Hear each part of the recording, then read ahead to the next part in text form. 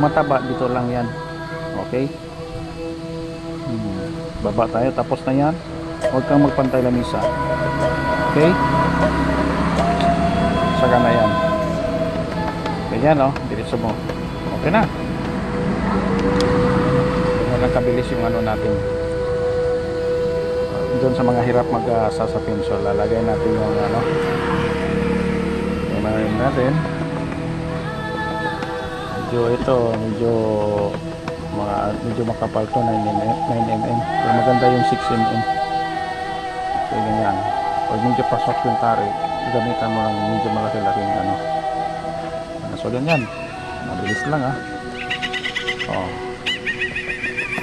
okay.